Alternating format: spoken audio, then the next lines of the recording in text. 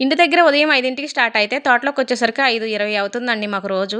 అయితే ఎండాకాలం గదా! 5:20 అయినా తెల్లంగా తెల్లారినట్టు అనిపిస్తుందనమాట. అయితే ఈడకొచ్చిన పని వేరు, నేను చేసే పని వేరండి. చూసారా చెట్లకి చిగురు మంచిగొచ్చింది. చేసుకునే పని ఆఫ్ జేసేసి చిగురు కోస్తున్నాను. మీకైతే ఎక్కువ చిగురు దొరికినప్పుడు మీరేం జేస్తారు? నేనైతే భద్రంగా దాచిపెట్టుకుంటాను.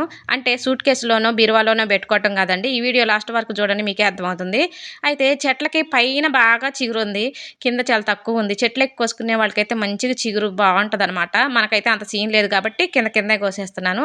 అయినా నాకు అటు ఇటుగా కేజీ చిగురు దాకా దొరికింది. ఇక చిగురు కోసిన తర్వాత పత్తి కట్ట ఏరేసి ఇక ఇంటికెళ్ళాము. ఇంటికెళ్ళి ఈ కోసిన చిగురిని బేషన్‌లో వేసేసి పసుపు, మరింత ఉప్పు కలిపి డబ్బాలో పెట్టుకొని ఫ్రిడ్జ్‌లో పెట్టుకుంటే సంవత్సరం పాటు బావుంటదండి. తోటలల్లోకి క్యారేజీ కట్టుకెళ్ళాలంటే పప్పు అయితేనే ఆటొచ్చిద్ది. ఇక సంవత్సరం పాటు నాకు చింత చిగురు పప్పులో ఏసుకోవటానికి ఉపయోగపడుతుంది. ఈ వీడియో నచ్చినట్టయితే లైక్ కొట్టండి.